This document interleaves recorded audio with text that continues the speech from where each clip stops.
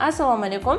Bugun biz talabalarning og'riqli nuqtalari haqida gaplashamiz va bunda bizga tibbiyot fanlari nomzodi Semira Saodat yorimdan yaqindan yordam beradilar.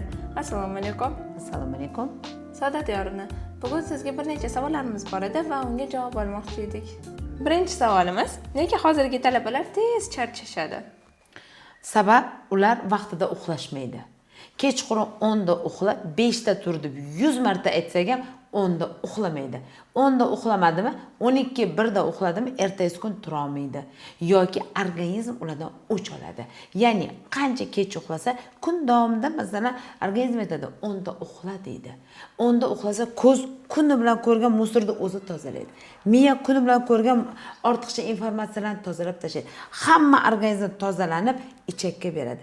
Ichak ertalab turganda dilit tashqariga tashlaydi. Agar organizm aytadi, sen 2 soat kech uxlasang, 10 da emas, 12 da uxlasang, ertasi kuni uyqu garang, dezorientatsiya bo'lasan.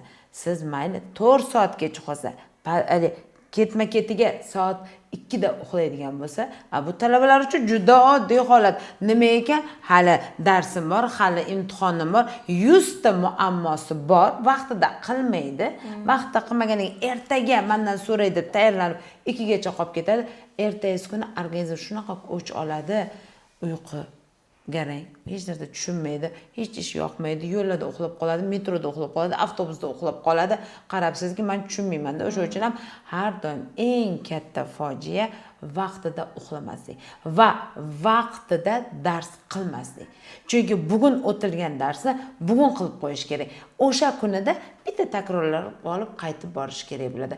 Talabalarning fojiasi ham, ana og'riqli joyi ham shunda hisoblanadi. Talabalar ko'proq o'qishda charchaydimi yoki bosimdan charchashadimi?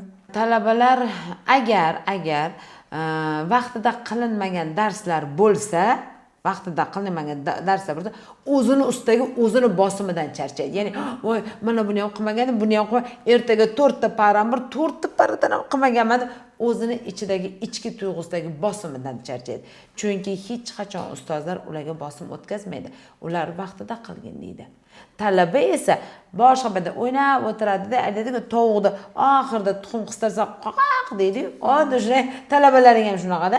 Hali yuradi yallama yorim qilib, lalay dars o'tdi-ku, lalay telefonda o'tiradi-da, undan keyin ayni imtihon paytida qoqaq bosim deb qolishadi. Tushundingiz? Demak, har bitta narsani vaqtida qilingani, ya'ni talabani o'zini kunlik menyusi bo'lishi kerak, o'zini rejasi bo'lishi kerak. Aksariyat talabalarimizda reja yo'q. Ertalab nechida uyqudan turish, nechida yuzini yuvadi, nechida choy tayyorlaydi, nechida uydan chiqib ketadi va nechida darsga kiradi, nechida qaytib keladi.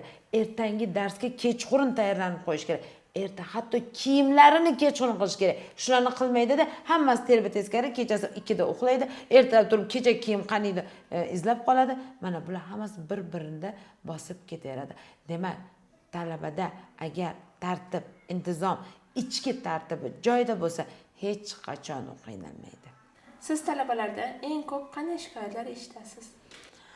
Talabalar asosan darsda uxlab qoldim, boshimga kirmadi, yodlashim qiyin, tushunmayapman degan savollar juda ko'p keladi. Bunga yechim har doim biz aytamiz, albatta biz medik bo'lganimiz uchun birinchi tekshirib ko'ramiz. Qani ferritini qanaqa ekan?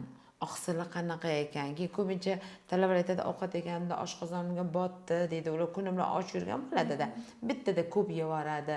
O'sha uchun ham bunaqa talabalarni birinchi o'rinda tekshirib olamiz. Tekshirganimizda HLK bakteriyasi yo'qmi ekan, M-forma qonda ko'ramiz. Undan tashqari ferritini qanaqa, kamqonlik yo'qmi? Kamqonlik 3 ta narsadan bo'ladi. Temir kamqonlik, oqsil kamqonlik, B9, B12 bularni tekshiramiz. Agar unda patologiya bo'ladigan bo'lsa, kasallik bo'ladigan bo'lsa, keyin yana bitta narsa buqoqlarni tekshiramiz. Buqoqda shamollash yo'qmi? Buqoq gormonlari joyidami? Agar hamma narsasi joyida bo'lsa, bu dangasalik, kechqurun 10 da uxlamaganniki bo'ladi. Agar haqiqatan ham kasallik belgilari bo'ladigan bo'lsa, ferritin kam bo'ladigan bo'lsa, uni tuzatib, davolab beramizda va u talabani, bizning qo'limizga kelgan har bitta talabani rejimga solib, to'g'rilab jo'natib beramiz. Rahmat Saodat yorimni. O'ylaymanki, bugungi mavzu barcha talabalarga foydali bo'ldi.